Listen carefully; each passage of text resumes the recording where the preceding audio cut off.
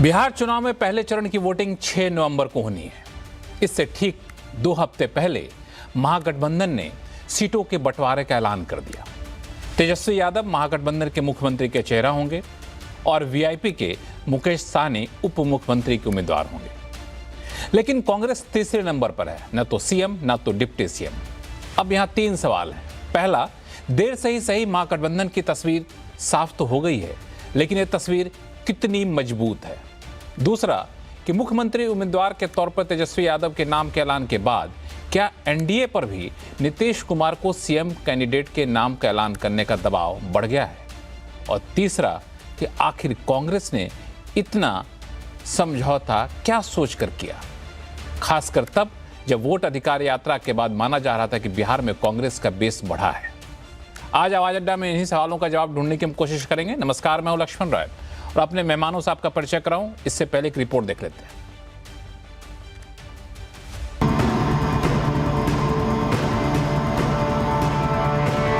इस चुनाव में अगले मुख्यमंत्री चेहरे के रूप में तेजस्वी यादव जी को हम लोग सपोर्ट करते हैं। घमासान और लंबी खींचतान के बाद आखिरकार तेजस्वी यादव महागठबंधन के सीएम फेस बन गए और मुकेश सहनी डिप्टी सीएम के उम्मीदवार। इसके साथ ही ये तय हो गया कि इस बार बिहार में सीधे तौर पर नीतीश बनाम तेजस्वी की लड़ाई होगी। इसकी शुरुआत तेजस्वी ने नीतीश सरकार पर भ्रष्टाचार और कानून व्यवस्था की बिगड़ती हालत के आरोप लगाकर कर दी है।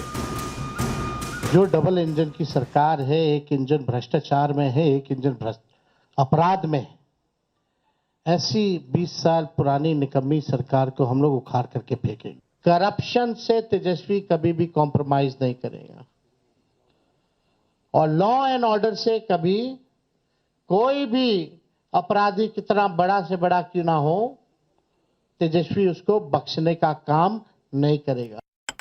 तेजस्वी के सीएम फेस बनने के साथ ही बीजेपी और एनडीए ने भी महागठबंधन पर करारा हमला शुरू कर दिया। बीजेपी ने इसे विकास बनाम विनाश के जंगल राज के बीच चुनाव बताया। और ये जो अभी नया नेता जिन्हें घोषित किया गया, इनकी पार्टी, इसमें विनाश ही विनाश है। इस बात को आप समझ लीजिए, बिहार का विनाश होता है, इसको समझ लीजिए। तेजस्वी बड़ी बड़ी बातें करता है। अरे अपने पिताजी से पूछो, तुम्हारे पिताजी कहते थे हमारा बिहारी अंगोछा पहन के जाता है और पैंट सूट पहन के आता है, ये बिहार को तुम इज्जत देते थे। महागठबंधन और एनडीए के बीच वार पलटवार तो चुनावी माहौल में स्वाभाविक है, लेकिन गठबंधन में अंदरूनी खींचतान और फ्रेंडली फाइट के घमासान से विपक्षी एकता पर सवाल उठ रहे हैं। साझा बयान, प्रेस कॉन्फ्रेंस में एकजुटता का जो संदेश महागठबंधन ने देना चाहा, वो पोस्टर वॉर और सीटों पर लड़ाई से कंफ्यूजन का शिकार हो गया। कैसा ये महागठबंधन है। और आज के संवाददाता सम्मेलन में तस्वीर केवल आपकी, दीपांकर भट्टाचार्य कहाँ हैं, डी राजा कहाँ हैं, राहुल गांधी कहाँ हैं, कि क्या 420 का आरोपी का ही फोटो रहेगा? उसके बावजूद अगर गठबंधन के घटक दल का जमीर नहीं जगता है, इसका मतलब जमीर का आपने सौदा कर लिया है। पिछले चुनाव में ओवैसी की पार्टी ने आरजेडी को कई सीटों पर नुकसान पहुंचाया था और इस बार डिप्टी सीएम के लिए मुकेश सहनी के नाम पर मुहर के बाद ओवैसी की पार्टी ने मुस्लिम कार्ड चल दिया है। आप मुसलमानों को लीडरशिप नहीं देना चाहते, आप मुसलमानों को सदन में नहीं आने देना चाहते, बस आप उनको वोटर के तौर पर इस्तेमाल करना चाहते। ये सामाजिक न्याय नहीं है, ये सामाजिक धोखा है। बड़ा सवाल ये है कि ऐसे गांठ वाले महागठबंधन में क्या तेजस्वी कोई करामात कर पाएंगे? सवाल ये भी है कि अगर तेजस्वी के नाम पर मानना ही था तो फिर कांग्रेस ने इतनी देर क्यों की और इसका नुकसान क्या चुनाव में उठाना पड़ सकता है?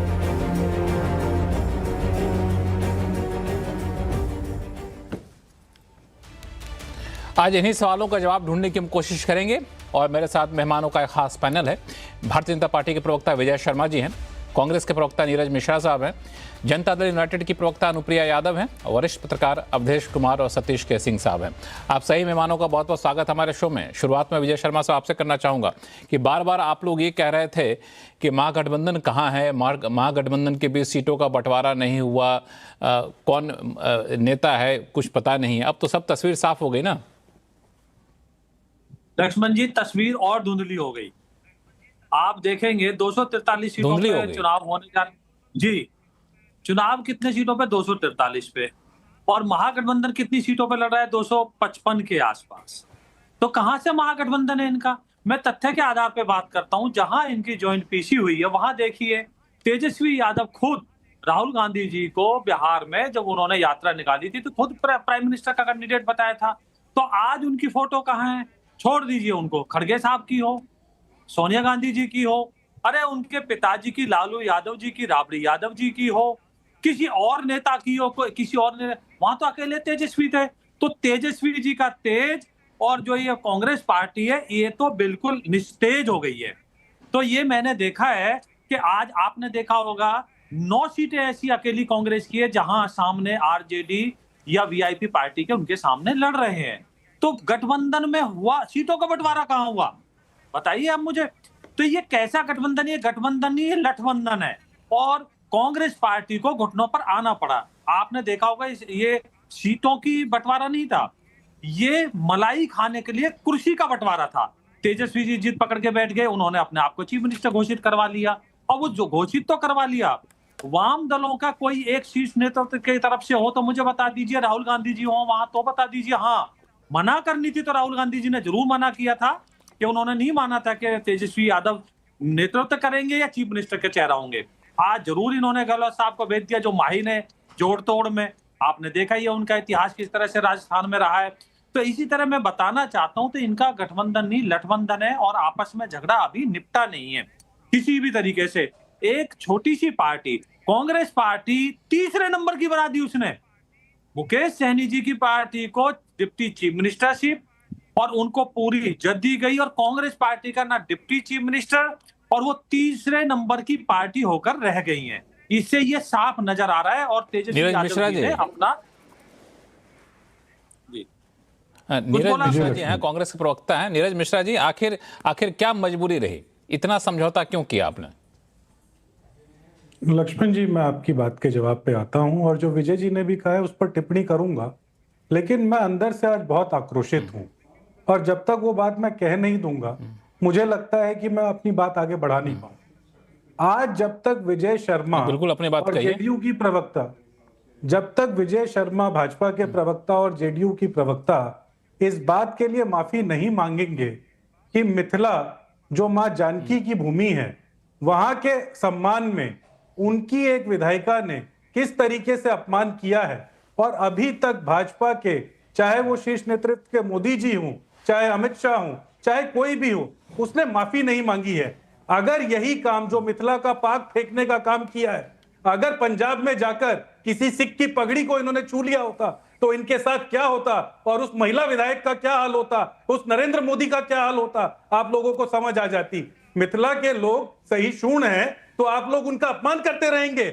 आपने क्या इससे पहले आपके एक प्रवक्ता ने मिथिला से आने वाले एक झा नाम के प्रवक्ता को क्या कहकर गाली दी थी दिल्ली चुनाव के दौरान? उससे पहले महेश शर्मा ने सदन में क्या पूछ लिया था कि मां जानकी का जन्म मिथिला में हुआ, इसका क्या साक्ष्य है? अरे मिथिला का अपमान करते करते आप लोगों को शर्म नहीं आ रही, और जेडीयू को तो खास तौर पे शर्म नहीं आ रही। इनका वर्किंग प्रेसिडेंट उसी दरभंगा से आता है, और उसके घर में जाकर मिथिला का अपमान करके ये लोग आ गए, और उनके मुंह से आज तक कोई एक शब्द नहीं निकला। इस बात पर जब तक ये लोग माफी नहीं मांगेंगे, इनकी बातों का जवाब देने का कोई औचित्य नहीं।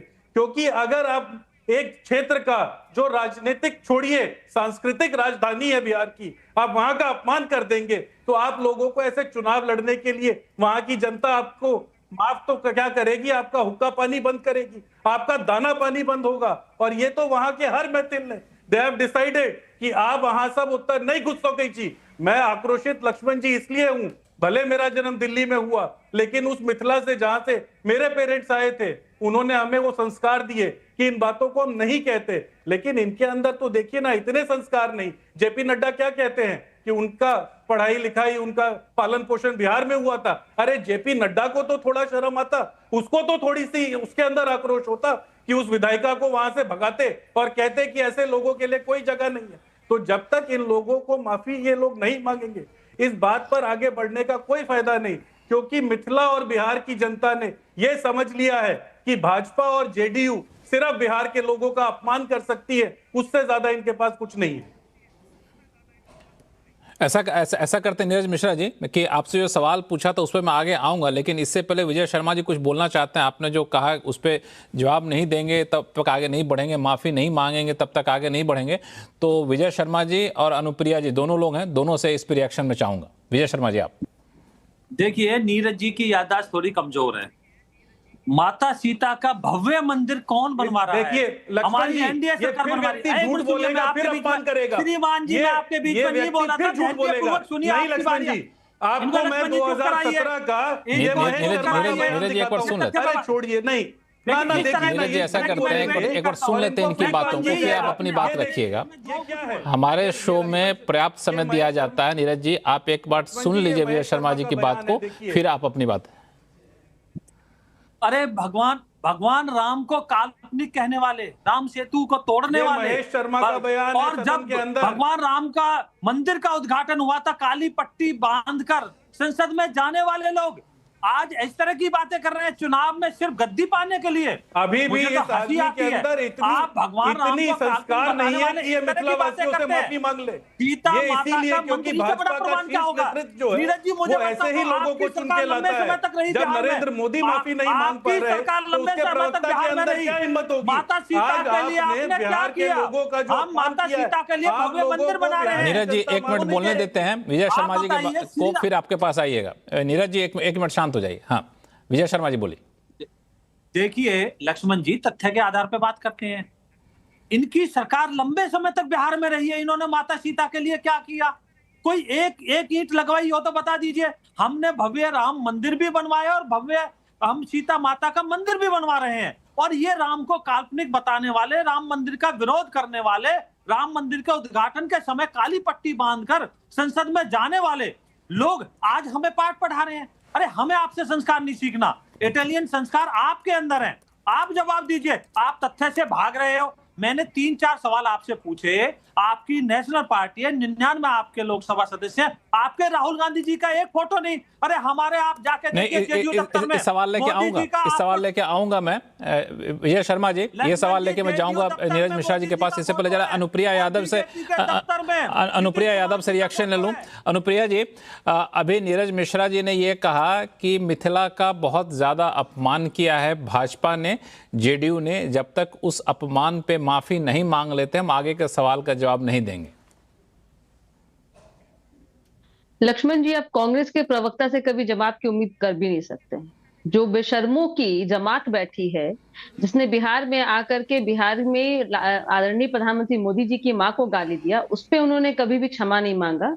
बिहार को पूरे बिहार को बीड़ी से तुलना कर दी, उस पे कभी माफी नहीं मांगा। चलिए हम आपको बोल देते हैं।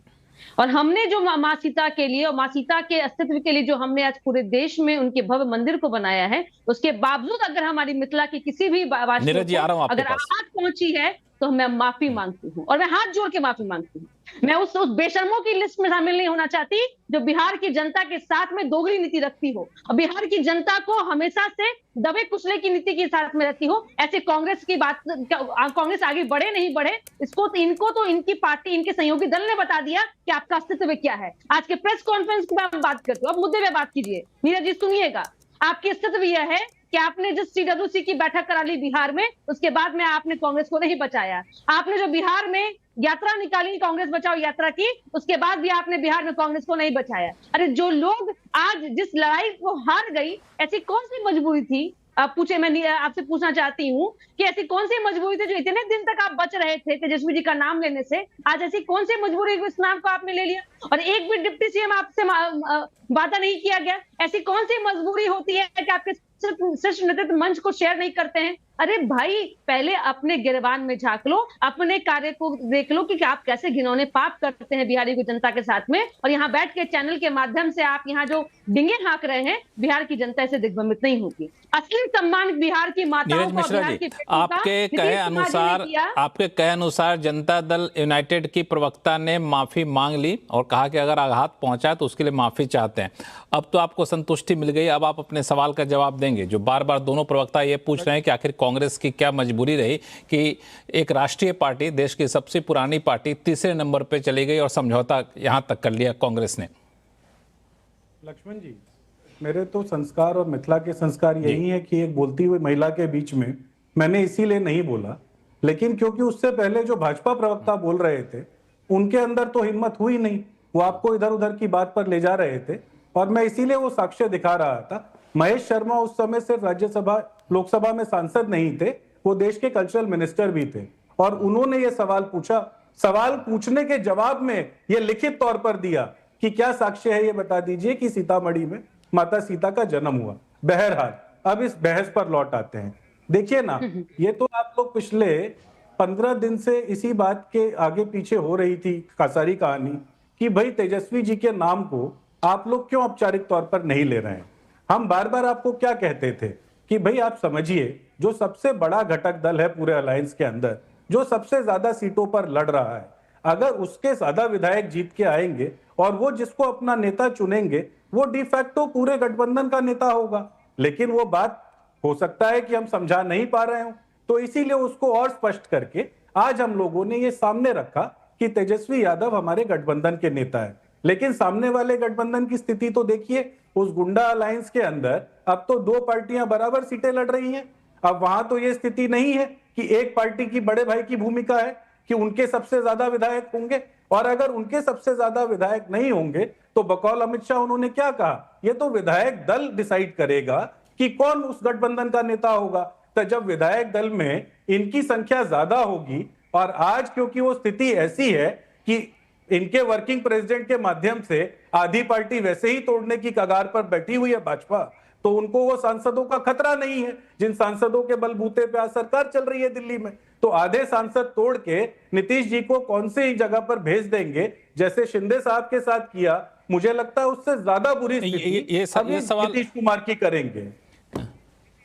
लक्ष्मण जी, मैं जवाब ये सवाल लेकर मैं आऊंगा अनुप्रिया के पास भी, अनुप्रिया जी के पास भी आऊंगा ये सवाल लेकर के, और मैं विजय शर्मा जी के पास भी आऊंगा। लेकिन एक सवाल जिसका जवाब आपने नहीं दिया नीरज मिश्रा जी, वो ये कि आखिर गठबंधन का ऐलान कर दिया आपने, तस्वीर साफ कर दी, लेकिन कांग्रेस की मजबूरी क्या थी कि इतने नीचे जाकर के समझौता किया? ये इसलिए सवाल महत्वपूर्ण उठ जा रहा है क्योंकि जब आप लोगों ने वोट अधिकार यात्रा शुरू की थी तो उस वक्त जो उत्साह मिला था, कांग्रेस के कार्यकर्ताओं में उत्साह था। ये माना जा रहा था कि कांग्रेस अपना जमीन फिर से मजबूत करना चाहती है। पहली बार CWC की बैठक वहां पे पटना में किया गया। 2015 के मुकाबले 2020 में आपका वोट परसेंटेज बढ़ा था।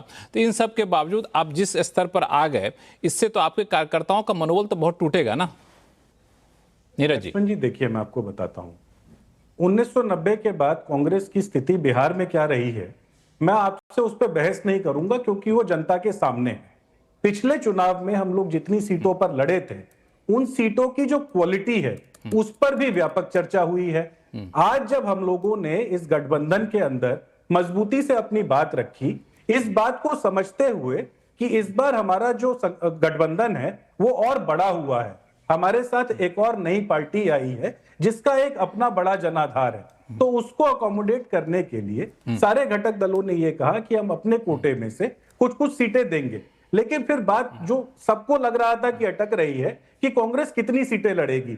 आज अगर हम लोगों ने 5-7 सीटें अपने कोटे में से दूसरे घटक दल को दी है, तो वो जो क्वालिटी ऑफ सीट है, क्योंकि जब रिजल्ट आएगा तो पिछली बार 70 में 19 था जो हमारा संख्या नंबर। नहीं, इस बार आपको नीरज जी एक छोटा सा फैक्ट रख दूं, एक फैक्ट रख दूं कि आपके जो विधायक हैं वो 19 है यहाँ पे, और वीआईपी के विधायक 4 हैं। तो वीआईपी को दे दिया डिप्टी सीएम। आपका जनाधार तो वीआईपी से तो कहीं बड़ा है ना किसी भी सूरत पे। लक्ष्मण जी, वो पूरी प्रेस कॉन्फ्रेंस शायद आप लोगों ने नहीं देखी। जैसे ही मुकेश साहनी जी का नाम अनाउंस हुआ तो उसके बाद अशोक गहलोत साहब ने क्या कहा कि और जो सामाजिक समीकरण है और जो पार्टी के लोग इस पूरे गठबंधन में हैं, उनके लिए और डिप्टी सीएम्स की जगह इस पूरी सरकार में खाली रहेगी। तो हमने तो एक वो मॉडल आपस में बना लिया है जो बिहार की जनता को अब उस रास्ते पर ले जाएगा जो पिछले 20 साल में वो भटक गई थी। अब हम लोग सीधी सीधी बात देखिए ना क्या कर रहे हैं। कल जो महिलाओं की बात थी, लक्ष्मण जी बस 1 मिनट में खत्म करता हूं। हमने क्या कहा कि महिलाएं जो हैं वो पार्टनर हैं गवर्नेंस के अंदर। हम लोग उनको एक इस तरीके का मौका देना चाह रहे हैं जिसके अंदर उनको सम्मान के साथ जीने का अधिकार मिल जाए, उनको पढ़ने का अधिकार मिल जाए और उनको साथ में रोजगार मिल जाए। तो इस बात को जब हमने सामने रखा, इसी मॉडल के तहत हमने अपनी सारी पॉलिसीज बनाई हैं और बिहार की जनता ने उसका बिल्कुल खुले हाथों के साथ स्वागत भी किया है। इसीलिए आप जब प्रचार में कहीं भी जाएंगे, कवरेज में कहीं भी जाएंगे, आपको दिखेगा कि जनता अब ये कह रही है कि गठबंधन के नेता तेजस्वी जी हैं, बाकी लोग जो उस सरकार के हिस्सा होंगे वो सब उन सारी बातों पर खरे उतरेंगे जो उन्होंने वादे किए हैं। ठीक है, ऐसा करता है। हमारे साथ 2 वरिष्ठ पत्रकार हैं, सतीश के सिंह साहब हैं, अवधेश कुमार जी, आप दोनों के पास आऊंगा। लेकिन चूंकि अनुप्रिया जी और विजय शर्मा जी दोनों लोग इशारा कर रहे हैं काफी देर से रिएक्शन देने के लिए, तो 15-15 सेकंड में अपनी बात रखें, फिर दोनों वरिष्ठ पत्रकारों के पास जाऊंगा मैं। अनुप्रिया जी आप। नहीं लक्ष्मण जी, 15 सेकंड की बात ही नहीं है। आपने तो मुझे कांग्रेस के प्रवक्ता के माफीनामा पे मुझे सवाल पूछा था, अब मैं अपने मुद्दे पे बात करूंगी। यहाँ कांग्रेस के नेता प्रवक्ता कौन सी बड़ी बात कह रहे हैं, और ये चर्चा क्या पहली बार थोड़ी हो रही थी कि आरजेडी चेहरा होंगे, आरजेडी चेहरा होंगे। इतने दिन किस बात की मजबूरी थी कि कांग्रेस ने इनको रोक के रखा, और आज कौन सी मजबूरी थी कि आज उन्होंने एक्सेप्ट कर लिया? पहली बात। दूसरी बात, इन्होंने कहा महिला पार्टनर्स को अलायंस में शामिल करने के लिए, तो इनकी पार्टनर्स तो जो परिवार की पार्टनरशिप है तो बहुत पहले चली आ रही है। जब तेजस्वी जी जेल की यात्रा करने गए थे तो मजबूरी के जो मुख्यमंत्री बिहार में राबड़ी देवी को बनाया गया था, तो इनकी पहले से योजना चल रही है। लेकिन धरातल पे बिहार की महिलाओं के लिए क्या किया गया है, और जिन भी योजनाओं की बात कल तेजस्वी जी ने कहा, वैसे कि वहां कांग्रेस मौजूद नहीं थी क्योंकि कांग्रेस को बता दिया गया है कि आपकी अस्तित्व क्या है, उस योजना में मुझे बताइए कि ऐसी कौन सी योजना है जो आदरणीय लालू प्रसाद यादव जी के कार्यकाल में चालू किया गया। आज बिहार में जीविका की बात हो रही है, आज बिहार में आशा ममता की बात हो रही है। अरे ये सारे दीदियां बिहार में नीतीश कुमार जी की दूरगामी सोच का नतीजा है। और मैं कांग्रेस के प्रवक्ता से कहूंगी, प्रतिभा पाटिल जी ने आके कहा था कि नीतीश जी ही एक ऐसे नेता है पूरे देश में जिन्होंने महिला सशक्तिकरण के लेकर के असली में धरातल पर काम किया है। चाहे वो 50% आरक्षण देकर के उनको राजनीतिक रूप से मजबूत किया गया, या 35% आरक्षण देकर के बिहार की प्रगति में शामिल करने की बात हो, चाहे जीविका जैसे योजनाओं का शुभारंभ करके उन ग्रामीण महिलाओं को स्वावलंबी बनाने का प्रयास किया गया जो कि अपनी नीति और नियत मान के रखी थी कि बस 4 दीवारी उनकी जिंदगी है और जिम्मेदारी है। अरे बिहार को, जिस बिहार में जो महिलाओं का शिक्षा दर 34% था, आज हमने 84% कर दिया है। जिस महिलाओं के लिए बिहार में एक ऐसा जंगल रास्ता कि जहां महिलाएं घर से बाहर नहीं निकलती थी, उसको हम लोगों ने साइकिल दे दिया, पोशाक दे दिया, शिक्षा में प्रोत्साहन राशि दे दी। ऐसा बदला हुआ बिहार के साथ में आपकी मजबूरी की जो चेहरे हैं, हमारे पास में मजबूत चेहरा है, वो विश्वास चेहरा है जिसके साथ में बिहार का युवा जाता है। के चेहरे के बनाम मजबूत चेहरे और विश्वास का चेहरा। मैं लक्ष्मण जी, जिसके साथ में बिहार की आधी आबादी, और मैं आपको गारंटी के साथ कह रही हूँ 6 नवंबर और 11 नवंबर को जब कतार में महिलाएं खड़ी होंगे वोट देने के लिए, और उनके परिवार के लोग तय नहीं करेंगे वोट किसको देंगे, वो महिला स्वतः तय करेगी कि वोट किसको देंगे और बिहार का नेतृत्व कौन करेगा। क्या वो जंगल राज का उपज का नेता करेगा या सुशासन की सरकार करेगी? ठीक है, इस पर मैं आएंगे, जवाब लूंगा नीरज मिश्रा जी से। विजय शर्मा जी थोड़ा संक्षिप्त में अपनी बात रखिए, फिर 2 मेहमान हमारे इंतजार करें काफी देर। 5 सेकंड का लक्ष्मण जी, नीरज जी से पूछ लीजिए, आपके माध्यम से पूछता हूं, कहीं राहुल गांधी जी ने बधाई दी है? आपने उनका कोई ट्वीट देखा है? दोपहर को 12 बजे के आसपास ये पीसी इनकी हुई है, कोई बधाई नहीं। और ऐसी क्या मजबूरी थी कि एक दागी को जो प्रथम दृष्टया दोषी हो उसको घोषित करना पड़ गया? ऐसी कांग्रेस की क्या मजबूरी हो गई? तो कांग्रेस पार्टी तो वहां दूसरे नंबर से तीसरे नंबर पर आ गई थी, इसलिए मुझे छोटा सा कहना पड़ा। अब आप करिए। ठीक है, सतीश के सिंह साहब, आता नीरज जी आपके पास आऊंगा अभी शो में काफी समय। सतीश के सिंह सर, कई बार आप हमारे शो में आए और बार बार ये सवाल उठा भी था। एक सवाल जो सबसे शुरू में मैंने पूछा था, वही सवाल आपसे दोहराऊंगा कि ये महागठबंधन की जो तस्वीर निकलकर सामने आई है, वो तस्वीर आपको कितनी मजबूत दिख रही है? देखिए, महागठबंधन के सामने एक चेहरा आया है, तस्वीर एक ही हो भले प्रेस कॉन्फ्रेंस में, लेकिन चेहरा तो आ गया है। नीतीश जी का चेहरा तो है नहीं, पहले तो ये है। तो आज आप देखिए तमाम एनडीए के लोग यही मीन मेक निकालने में लगे हुए हैं कि महागठबंधन में इसको क्या मिला, कांग्रेस तो कुछ ले नहीं पाई, फलां ठिका उल्टा पुल्टा। ये अपनी वाली बात तो कुछ बता ही नहीं पा रहे हैं कि भाई इनका कोई प्रेस कॉन्फ्रेंस होगा, ज्वाइंट प्रेस कॉन्फ्रेंस होगा, भले उसमें सिर्फ मोदी जी का चेहरा लगे या नीतीश जी का चेहरा लगे, भाई कुछ नहीं है। तो ये ढकने का प्रयास है। मैं कहता हूँ कि आज तक मैं भी मानता था कि महागठबंधन में बहुत टकराव की हालत है, लेकिन अंततः वो पार पाके एक चेहरा पे तो मतलब पहुंच गए ना, चेहरे पे पहुंच गए। तो आप एनडीए वाले तो चेहरा था, लगता नीतीश जी का नेतृत्व था, नीतीश जी का, लेकिन चीफ मिनिस्टरशिप के लिए नेतृत्व की तो बात ही नहीं। वो तो कहा गया कि विधायक दल चुनेगा। तो ये मुद्दा मुख्य है। और आप जो अभी अनुप्रिया जी कह रही थी, नीतीश जी सबको, लेकिन इनको आप नहीं बचा पाए, उनको नहीं बचा पाए। आप लोग क्या नीतीश जी को बचा पाए क्या? हमको तो नहीं लगता है बचा पाए हैं। ऐसा तो नहीं है, ऐसा तो फिर नहीं होता। तो जो टकराव की बात महागठबंधन में था, ठीक है, कांग्रेस को सही में जिस तरह से हो हल्ला मचा के 8 महीने से लगा रहा कांग्रेस, और उसके बाद उनको बहुत कुछ मिला नहीं है, ये बात सच्ची है, क्योंकि 8-10 सामने आमने भी लड़ रहे हैं। लेकिन अगर वहां टकराव है महागठबंधन में, एक मिनट, महागठबंधन में अगर टकराव है तो मैं आपको निश्चित रूप से कह रहा हूं कि एनडीए में क्या चिराग और नीतीश के बीच टकराव नहीं है? मतलब इस तरह के चिराग भी ये मैसेज कर रहे हैं, उनका ही कमेंट पढ़ रहा हूं कि भाई इतना संघर्ष करके तो आप लड़के तो जो है सो कि आपको नेतृत्व मिला है तेजस्वी जी को। अपने वाले गठबंधन के बारे में बात करें ना कि ये नीति है, ये चेहरा है, ये मुख्यमंत्री के उम्मीदवार है, ये हमारे काम है, इस पर कीजिए, नहीं कीजिए। जैसा कि अनुप्रिया जी ने कहा, बढ़िया बात कहा कि महिला का काम सही में महिला के लिए नीतीश जी ने बहुत ज्यादा काम किया, कोई इसमें डाउट नहीं है। लेकिन जो महिला के लिए इतना काम किया वो ही चेहरा नहीं है। लक्ष्मण जी, मुझे लगता है कि महिला के लिए इतना काम किया वही चेहरा नहीं। मुझे लगता है कि सतीश जी जो बहुत ही वरिष्ठ पत्रकार हैं, उनको उस एनडीए के मंच को देखना चाहिए, उस मंच पे लगे नारे को देखना चाहिए कि 2025 से 30 फिर से नीतीश। देखिए सतीश जी, आप जो कह रहे थे ना फ्रेंडली फाइट की बात है, ऐसा बिहार के राजनीतिक में पहली बार हो रहा है कि 243 सीट पे चुनाव लड़ने के लिए महागठबंधन 254 सीटों पे उम्मीदवार घोषित की है।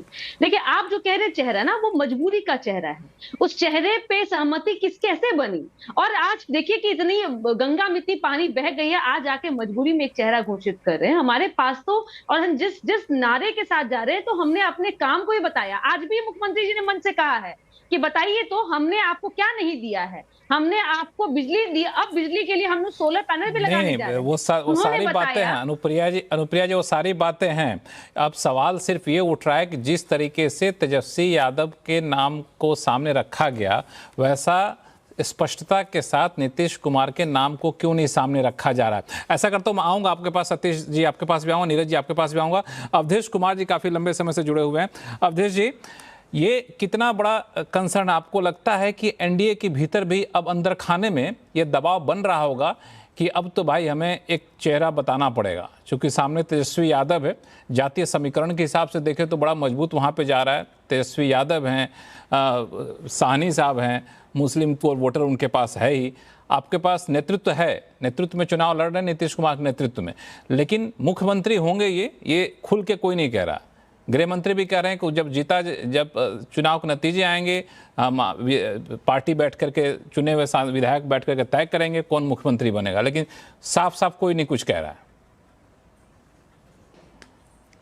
लक्ष्मण जी, आप पूरा जमीन पर काम करते हैं, सतीश जी एक माया उत्पन्न कर देते हैं, उस माया में आप बह जाते हैं। आज ही प्रेस कॉन्फ्रेंस हुई, रविशंकर प्रसाद जी से पूछा गया कि मुख्यमंत्री का चेहरा कौन होगा, उन्होंने कहा कि कोई वैकेंसी नहीं है, नीतीश कुमार सक्षम है, स्पष्ट था। इसके बाद अब अभी तो मैं तो हतप्रभ हूं इस सवाल से कि 2000 में किसी व्यक्ति को भाजपा ने अपना मुख्यमंत्री का चेहरा घोषित किया, चुनाव हार गई फिर भी बनाए रखा, 2005 फरवरी का चुनाव हार गई फिर भी बनाए रखा, वो जब साथ छोड़ के चले गए दोबारा आए फिर भी उनको मुख्यमंत्री के रूप में स्वीकार किया। उस पर सवाल उठ रहा है, 25 वर्ष का ये संबंध है कि मुख्यमंत्री उनको नहीं बनाएगी।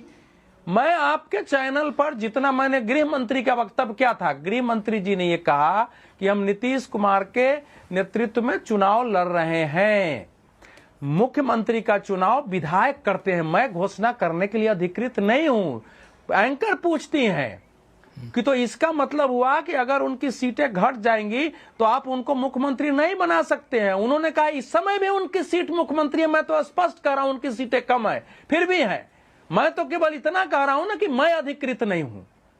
अब अजीब स्थिति, इसमें कौन सा सवाल भाई? नीतीश के नेतृत्व में चुनाव लड़ रहा है, अगला मुख्यमंत्री नीतीश कुमार होंगे, इसमें कहीं कोई डाउट ही नहीं है। वो जानबूझ के एक माया उत्पन्न कर देना, वो इधर नहीं है, मुझे तो उसमें पहले दिन भी डाउट नहीं था। चुनाव तो मुख्यमंत्री ने विधानसभा में जब भंग नहीं हुआ था तो बोला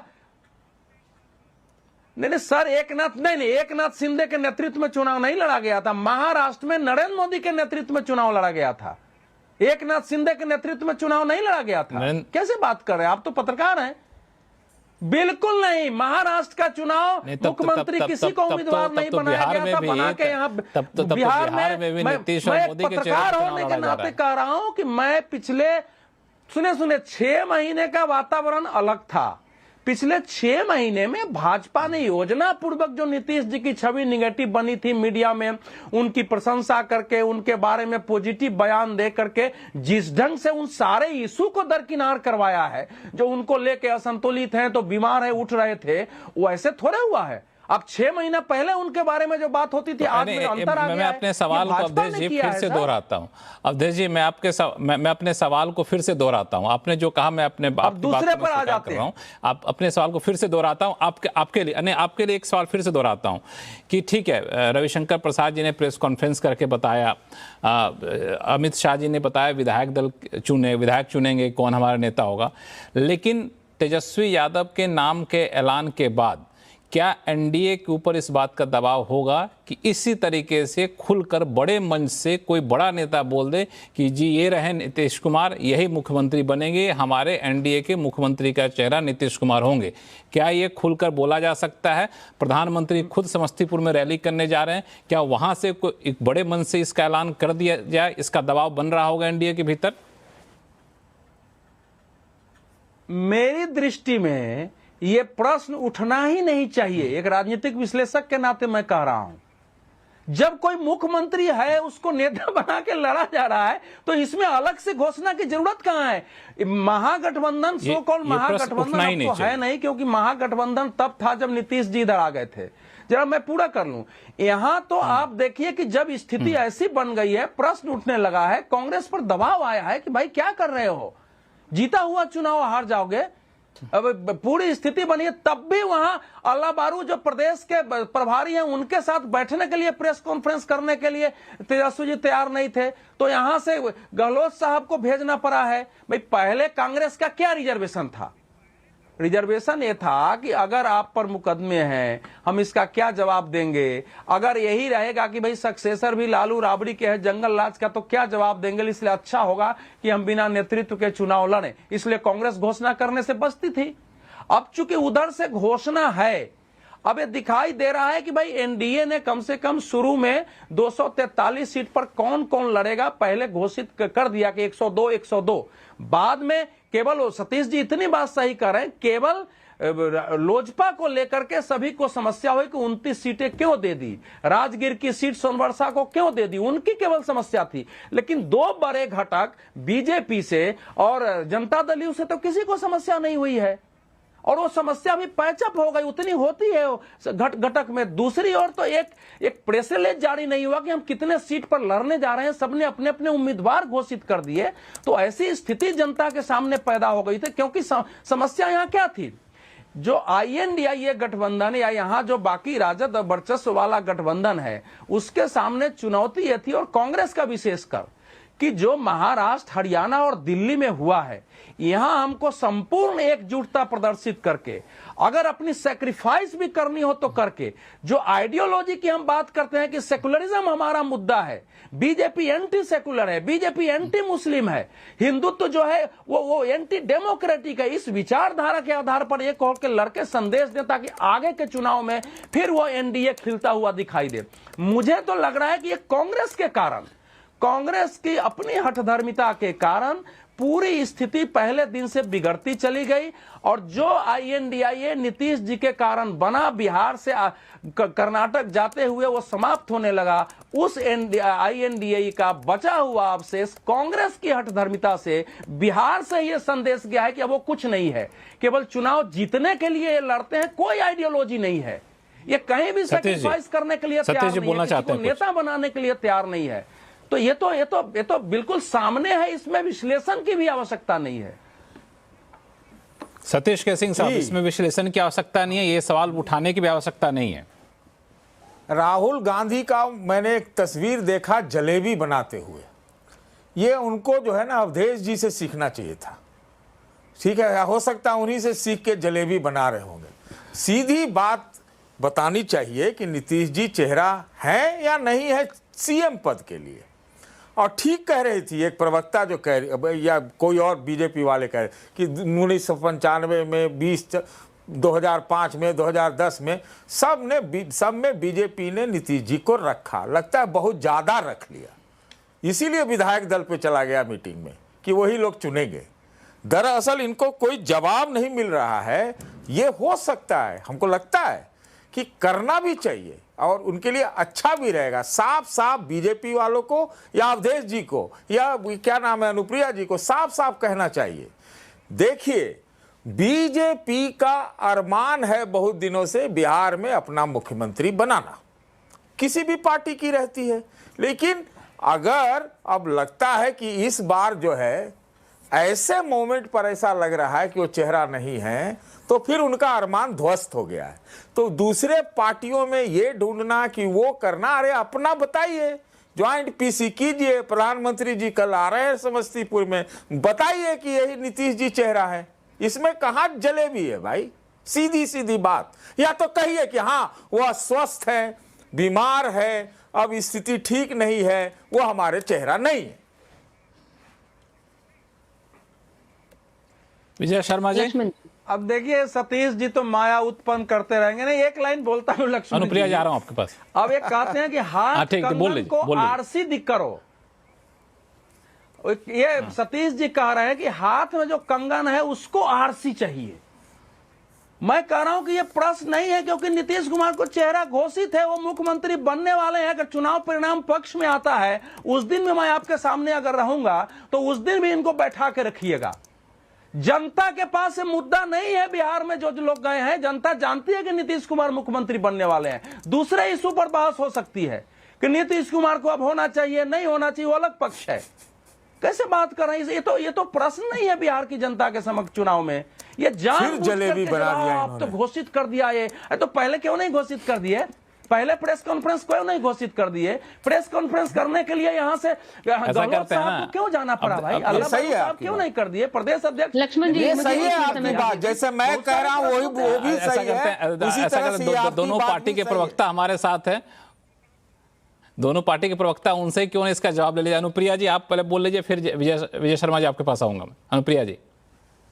लक्ष्मण जी, मैं एक बात आपको आश्वस्त कर दूं कि अभी खुदा ना खास्ता, वैसे कि इसका कोई भी स्कोप नहीं है, कि अगर हम इंडिया अलायंस में चल जाते हैं तो सतीश जी से लेकर के तमाम लोग जो चेहरा अभी इंडिया अलायंस में तेजस्वी जी को आगे की ना, साइड कर देंगे विद इन अ सेकेंड और कहेंगे कि एक चेहरा जो है वो नीतीश कुमार है, जिसपे बिहार की जनता को विश्वास है और हम उन्हीं के साथ जाएंगे। ये परसेप्शन खुद बनाइए बिहार में कि नीतीश कुमार जी को क्या हो गया, नीतीश कुमार जी अस्वस्थ है, बिहार में जेडीयू का क्या है, सारी चिंता कीजिए, लेकिन एक चिंता आप कीजिए कि इंडिया अलायंस क्या बिहार में है या नहीं है। जो इंडिया अलायंस ना कि लोकसभा चुनाव में दिखा था, ना विधानसभा चुनाव में दिखा है। और हमारी चिंता तो कतई मत कीजिए, क्योंकि हमारी चिंता तो हमने तो पूरे बिहार की चिंता की है। अब बिहार की चिंता, बिहार की जनता अपनी चिंता के लिए नीतीश कुमार जी पे मोहर लगाएगी, क्योंकि उनको पता है कि जैसा कि दलितों के साथ नरसंहार हुआ, जाति उन्माद हुआ, धर्म के नाम पे लड़ाई हुआ लालू जी के राज में और कांग्रेस के राज में, ये ऐसे लोगों का पुनः बिहार में आना जो है, पुनः बिहार को उस गर्त में भेजना होगा जो डबल इंजन की सरकार ने बिहार को आज इस मुकाम पे लाके खड़ा किया है कि बिहार की बेटियां पूरी पुलिस बल में नंबर 1 पे है। बिहार ऐसा राज्य है जहां 50% आरक्षण देकर के महिलाओं को राजनीतिक रूप से मजबूत कर रही है। बिहार पहला राज्य है जहां पे एक साथ इतनी सारी वैकेंसी निकलती है जिसकी नियुक्ति पत्र आके तेजस्वी जी बांटते हैं और कहते हैं कि 17 महीने में हमने बहुत काम कर दिया। अरे सतीश जी, इतना परसेप्शन मत बनाइए, थोड़ा परसेप्शन आप तेजस्वी जी क्यों मुख्यमंत्री हैं बनना चाहिए, इस पर ध्यान दीजिए तो ज्यादा अच्छा होगा, जो कि बिहार की जनता नकार चुकी है और आप भी नकारते हैं। आपका हृदय बताता है, क्योंकि आप उस जंगल राज के शासनकाल को आपने देखा है। आपने देखा है कि कैसे जाति के नाम पे लोगों को मार दिया जाता था, कैसे जाति पूछ के लोगों को हत्या कर दी जाती थी। वैसे बिहार को पुनः नहीं लौटने देंगे। आपका भी हृदय जानता है और आप, मुझे लगता है, हृदय की आवाज को सुनिए। कई मजबूरियां आपकी हो सकती है, पर उससे दरकिनारा करके आप थोड़ा बिहार के लिए चिंतित होइए। सतीश जी, हृदय की आवाज को नहीं सुनते हैं भाई आप। जितना भी आपने कहा मैं उससे सहमत हूं। आप यही बात, अपना हृदय वाली बात जरा बीजेपी को बताइए। ये किस बात की बात कर रहे हैं? बीजेपी के प्रवक्ता हैं, सुन ली है विजय शर्मा जी। विजय शर्मा, आपने सुन लिया होगा अनुप्रिया जी के हृदय की बात, आपने सुन ली होगी। देखिए, पहले तो मैं ये जवाब दे दूं, अभी काफी देर से इसी बात पर चर्चा हो रही थी कि उनको चीफ मिनिस्टर घोषित क्यों नहीं किया जा रहा। भाई साफ साफ कह दिया गया उनके नेतृत्व में इलेक्शन लड़ रहे हैं हम, और अभी किसी की वैकेंसी नहीं है। 25 से 30 फिर से नीतीश। फिर भी मैं, सतीश जी आप वरिष्ठ हैं और अवधेश जी ने, वो काफी वरिष्ठ पत्रकार हैं, उन्होंने बड़े अच्छे से समझा दिया। बाकी मैं आपको तो उदाहरण दे देता हूं। 2014 में हम विपक्षी दल थे लोकसभा में, तो वहां घोषित किए गए मोदी जी प्रधानमंत्री के कैंडिडेट, आपको भी पता होगी अच्छे से। तो उसके बाद में जब वो प्रधानमंत्री बन गए तो 2019 और 24 में आपने कहीं देखा कि मोदी जी को प्रधानमंत्री पद का घोषित किया हुआ है? सिर्फ ये कहा गया कि उनके नेतृत्व में चुनाव लड़ रहे हैं। इसी तरह मैं आपको हरियाणा का देता हूं। नायब सिंह सैनी थे उस टाइम सिटिंग, उस टाइम भी यही कहा गया कि उनके नेतृत्व में हम चुनाव लड़ रहे हैं। तो सतीश जी, जब साफ, इससे ज्यादा स्पष्ट कोई क्या बोलेगा? अब आप समझ के ना समझे, मेरी समझ में ना समझे। दूसरी बात मैं आपकी जवाब दूं, जलेबी वाली बात। जलेबी तो हरियाणा में भी बनी थी, आपने देखा राहुल गांधी जी की कैसी जलेबी बनी थी, मातूराम की वो जलेबी रखी रह गई थी। तो बिहार में भी वही जलेबी बनने जा रही है। एनडीए प्रचंड बहुमत के साथ, आज आप लिख लीजिए, 150 से 200 सीटों के बीच में प्रचंड बहुमत के साथ, 2/3 बहुमत के साथ एनडीए आने जा रहा है। ग्राउंड पर आप देखेंगे तो ये बात मिलेंगी। दूसरी मैं आपको बात बता दूं, सतीश जी, अभी तो ये सतीश जी इसको लिख लीजिए, जैसा कि विजय शर्मा जी वादा कर रहे हैं, दावा कर रहे हैं, लेकिन ऐसा छोटा सा, हाँ 5 सेकंड ब्रेक पे जाना होगा, जल्दी बात चाहता करेंगे। हूं। आज जो इन्होंने तीसरी में घोषणा की है वो ये है कि सांप निकल गया, लकीर पीट रहे हैं। 12 सीटों पे आमने सामने लड़ रहे हैं। कहां का गठबंधन है? ये तो लठबंधन है। अरे भैया एक बात बताइए मुझे, मैं कांग्रेस के प्रवक्ता का बयान लूंगा। मैं सतीश के सिंह साहब भी कुछ बोलना चाहते हैं, आपके पास आऊंगा, लेकिन फिलहाल ब्रेक पे हमें हर हाल में जाना ही होगा। सिर्फ एक लाइन सुन लीजिए, उसके बाद मैं कुछ नहीं बोलूंगा। एक लाइन, अमित शाह जी गृह मंत्री, एक लाइन बस। बीजेपी के पूर्व राष्ट्रीय अध्यक्ष ये घोषित कर रहे हैं कि 2029 में मोदी जी ही होंगे प्रधानमंत्री के चेहरा भी होंगे, ये घोषित कर रहे हैं। तो मैं ये कह रहा हूं कि फिर ये बिहार में खाली विधायक दल शब्द कहां से आ गया? सतीश जी फिर आप ध्यान से सुन लीजिए, उन्होंने क्या कहा है। ये 2024 भी 2000 ऐसा करते हैं विजय जी, हमें तो ब्रेक पे जाना ही होगा, क्योंकि इसको हम टाल नहीं सकते हैं, काफी देरी हो गई है। ब्रेक के बाद आते हैं तो फिर आपके पास ही आऊंगा, छोटे से ब्रेक से लौटते हैं, कहीं जाइएगा नहीं।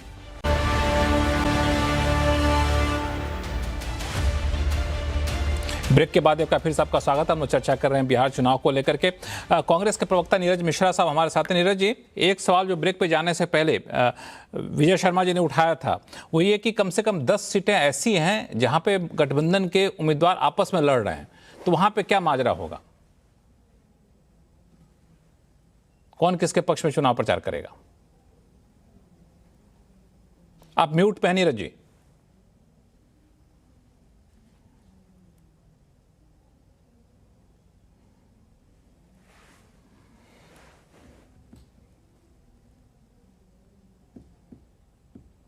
आप अभी भी म्यूट पे हैं, आप अपने आप को अनम्यूट करिए, आपकी आवाज़ आ नहीं रही है। जब तक कि मैं सतीश जी आपके पास आ रहा हूँ, ये महागठबंधन के जो, हाँ आ रही है, अब आ रही है, बताएं। सतीश जी, मैं उस बात पे आ रहा हूं, लेकिन क्योंकि जेडीयू की प्रवक्ता ने एक बड़ी अतिशोक्ति में बात कही कि अगर नीतीश कुमार जी इंडिया अलायंस की तरफ आ जाएं तो उनको मुख्यमंत्री का चेहरा बना दिया जाए। मैं उनको बता देता हूं कि ये खुशफहमी आप मत पालिए, क्योंकि 8 नवंबर 2023 को सदन में उन्होंने बिहार की महिलाओं के लिए क्या कहा और किस तरीके के इशारे किए थे कहने के बाद, उसके बाद आपको लगता है कि गुंजाइश है कि इसे महिला विरोधी आदमी को हमारा गठबंधन अपने साथ रखेगा? वहां तो छोड़ दीजिए, अभी जनवरी 2025 में इन्होंने महिलाओं के बारे में फिर क्या स्टेटमेंट दिया अपनी यात्रा के दौरान। तो ऐसे व्यक्ति जिसकी मानसिकता गांव के प्रति ये है कि अगर वो पढ़ लिख लेती हैं तो वो समाज में क्या कंट्रीब्यूट करेंगी, ऐसे व्यक्ति की इंडिया गठबंधन में कोई जगह नहीं। और यही वजह थी कि सबसे पहले इंडिया गठबंधन, उनको जो बाहर का रास्ता दिखाया गया था वो यही वजह थी। आप लोग उनको झेलते रहिए, हमें जरूरत नहीं है। दूसरी बात यह है सतीश जी, देखिए लक्ष्मण जी, देखिए कि ये जो दरबार और लोकतंत्र का जो फर्क है ना, वो अभी जेडीयू को समझ नहीं आ रहा। ये पहले एक लोकतांत्रिक गठबंधन में थे जब हमारे साथ, आज ये उस दरबार के दरबारी हो गए हैं, जिस दरबार के अंदर अब इनके पास कोई और चारा नहीं। ये चाहे, मैं कहता हूं कि ऐसी एक स्थिति होगी कि 102 में से 102 सीट जीत कर आएंगे, तब भी उस दरबार में इनके पास वो हैसियत नहीं कि वो वहां पर जाके ये असर्ट कर ले कि भाई हमारे मुख्यमंत्री तो नीतीश जी होंगे। इस सच्चाई से वाकिफ होना, उस खुशफहमी। नीरज जी, सारे सवालों का जवाब आपने सारे मुद्दों पे बोल लिया, लेकिन जो सवाल आपसे पूछा गया उसका जवाब आपने नहीं दिया। सवाल ये है कि आपके महागठबंधन के उम्मीदवार आपस में लड़ रहे हैं, वहां पे क्या होगा? संक्षिप्त में बोलिए, फिर बाकी मेहमानों के पास जाऊंगा। लक्ष्मण जी देखिए, वो स्थिति बड़ी स्पष्ट है। लगभग 231-32 सीटों के ऊपर हम लोगों ने साझा कैंडिडेट दिया है। वहां पर पूरे बंधन, वहां पर सारे नेता जाकर प्रचार करेंगे।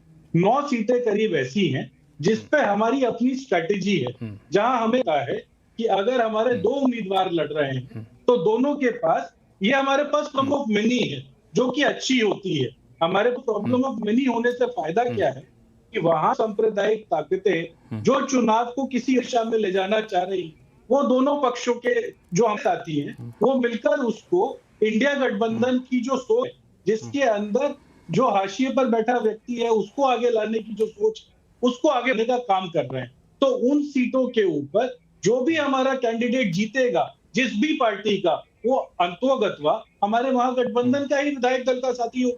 तो इसलिए उस पर ज्यादा हम लोगों को सोचना और समझने की जरूरत नहीं। सोचना समझना अभी उस गठबंधन को है जिसके अंदर ना तो चेहरा है ना नीति है, और इनको अब ये नहीं पता है कि बिहार की जनता को ये पिछले 20 साल का हिसाब किस तरीके से देंगे। अनुप्रिया जी। लक्ष्मण जी, जो पार्टी खुद राजनीतिक रूप से बिहार में हाशिए पे चली गई हो, जिसका अभी तक ऐसी मजबूरी के जो पिछलग्गू बनते बनते अपने सीटों से समझौता कर रही है, अपने पारंपरिक सीटों पर चुनाव नहीं लड़ रही है, अपने नेताओं को स्वीकार नहीं कर रही है, वैसी पार्टी मुझे अभी ज्ञान और नैतिकता का पाठ पढ़ाया था उनके प्रवक्ता। ऐसा उन्होंने कहा जैसा कि 8 नवंबर के बाद 9 नवंबर को कांग्रेस ने कहा कि देखिए हम नीतीश कुमार जी के साथ नहीं रहेंगे। अरे नीरज मिश्रा जी, मुझे वो दिन याद है, आप हमारे साथ थे और आप उसी नीतीश कुमार जी की तारीफ करते नजर आए थे। देखिए, आप जिस बातों का जिक्र कर रहे हैं ना, उसमें इतना, मैं फिर बोलूं कि नैतिक बल हमारे अंदर बहुत बड़ा है कि हमें पता है कि अगर हमसे गलती हुई तो माफी मांगे। हम आपकी तरह बेशर्मों की टोली लेके नहीं घूमते हैं जो बिहार की जनता को गाली देती हो और बिहार की माताओं बहनों को गाली देती हूँ। हमारे पास नैतिक बल है क्योंकि हमने काम किया है, और मजबूरी आपकी रही थी कि जिसने आपने कई 15 हो 17 हो, आपने नीतीश कुमार जी की तारीफें करते आप थकते नहीं थे। वो चेहरा आपको बहुत ही विश्वसनीय नजर आया था, जिस चेहरे से आप डर के आज अपने हाशिए की राजनीतिक पे आपने मजबूरी की गठबंधन में फंसे हुए हैं। देखिए, असली लड़ाई नीरज जी क्या है कि पारिवारिक, कैसे परिवार के लोगों को सत्ता मिले। मैं एक सवाल आज बिहार की जनता के सामने छोड़ना चाहूंगी आपके चैनल के माध्यम से कि क्या आरजेडी में तेजस्वी जी से बड़ा कोई काबिल नेता नहीं है? क्या उससे ज्यादा शिक्षित कोई नेता नहीं है? क्या कांग्रेस ये मान के चल रही है कि उसके पास में कोई नेतृत्व और नेता नहीं है? क्या उसकी नैतिकता, उनकी क्षमता इतनी नहीं है कि वो बिहार में आगे आके बढ़ सके। देखिए, परिवार की राजनीति इतनी हावी है कि नेता का बेटा ही नेता बने, नेता के बेटा को ही सत्ता स्थानांतरित हो, ऐसी मानसिकता के लोगों से कैसे आप उम्मीद कर सकते हैं कि जो बिहार की आम जनता की बात करेगी। और मैं फिर कहती हूँ, आज तेजस्वी जी आज कॉन्फ्रेंस में कह रहे थे कि मैं करप्शन से समझौता नहीं करूंगा, तो पहला एक काम कीजिए तेजस्वी जी, आप बिहार में आपके पिताजी ने जिन लोगों से नौकरी के बदले जमीन ली थी, उस जमीन को लौटा दीजिए। तब शायद बिहार की जनता और बिहार के युवा आप जान जाएंगे कि जो हर घर आप नौकरी की बात करें, तो शायद एक तरह से ये अति उत्सुकता में आपने जो चुनावी वादे कर दिए हैं, या आपकी मानसिकता ऐसी नहीं हो कि आप चुनाव के नौकरी के बदले जमीन ले लेंगे। क्योंकि मैं जिस पटना में बैठी हूं ना, आपको बता दूं लक्ष्मण जी, इस पटना के सबसे ज्यादा जमीन वाली अगर कोई परिवार है जिसके पास में जमीन है, वो लालू जी का परिवार है, जो आर्थिक अपराधी है। कैसे उस पर कोई बिहार की जनता उस पर चयन करेगी? कैसे वो चयन करेगी कि इन अपराधियों लेकिन यहाँ पे अनुप्रिया जी ये भी एक फैक्ट है कि आपके मतलब कि एनडीए की बात करें, विजय शर्मा जी आप भी गौर फरमाइएगा, आरके सिंह साहब आप लोगों को भी घेर रहे हैं। उनका बयान आया कि अनंत सिंह और सम्राट चौधरी को वोट देने से अच्छा है चुल्लू भर पानी में डूब मरना। ऐसे समय में जब आप लोग महागठबंधन पर हमला कर रहे हैं कि भ्रष्टाचारी हैं, अपराध हैं, ऐसे में आपके दो टर्म के सांसद रह चुके, वरिष्ठ कैबिनेट मंत्री रह चुके, इस तरह का बयान देते हैं तो कहीं ना कहीं आप पर भी एक सवाल उठता है। विजय शर्मा जी। जी, आरोप लगाना एक अलग चीज है और अदालत के द्वारा, कोर्ट के द्वारा प्रथम दृष्टया दोषी ठहराना एक अलग चीज है। तो ये एक स्पष्ट है कि एजेंसियों ने तथ्य कोर्ट के सामने रखे और वहां दोनों पक्षों को सुनने के बाद में कोर्ट ने इनको चार्जशीटेड किया। अब चार्जशीट होने के बाद में प्रथम दृष्टया, एक मिनट जरा, कुछ नीरज मिश्रा जी कुछ कह रहे हैं। नीरज मिश्रा जी क्या कह रहे थे आप? लक्ष्मण जी मैं सिर्फ ये कह रहा था, नीरज जी कुछ आप कह रहे थे। जो 7वीं फेल उप मुख्यमंत्री हैं बिहार के सम्राट चौधरी, वो सिर्फ आरोपी नहीं है, वो शकुनी चौधरी के बेटे हैं। उनके चुनाव के दौरान उन्होंने 7 लोगों की हत्या की, उस पर उन पर मुकदमा चला, वो जेल गए और फिर क्या सर्टिफिकेट ठीक है, आपकी बात सुन ली गई। अवधेश जी इन सब चीजों का कुछ फर्क पड़ेगा क्या? इन्होंने गंभीर आरोप लगाए हैं, ये गलत बात है। आप नहीं, देखिए कोर्ट की अवमानना कर रहे हैं। तो थोड़ा जब ऐसा कोर्ट से कोई पाक साफ हो गया, सबूतों गलत एक सर्टिफिकेट लगा तो ऐसे आरोप और उसके बाद फिर मंत्री हो गए, उसके बाद फिर सरकार ने पूछा कि मंत्री ठीक है, आपकी बात ऑनर ले ली गई है। विजय शर्मा जी आपकी बात चैनल पर रख ली गई है।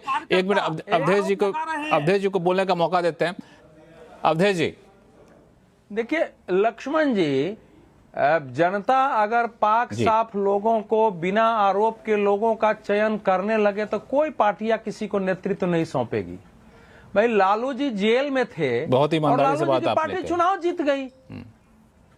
यहाँ जेल में रहते हैं लोग, चुनाव जीत जा रहे हैं। अभी तो ये तो सुप्रीम कोर्ट को कहिए कि उसने कह दिया कि अगर 2 साल सजा हो जाएगी तो आप चुनाव, अगर आप विधायक हैं, मंत्री, चाहे कुछ भी हैं, आपकी खत्म हो जाएगी और 6 साल आप चुनाव नहीं लड़ सकते हैं। तो एक डर पैदा हो गया है।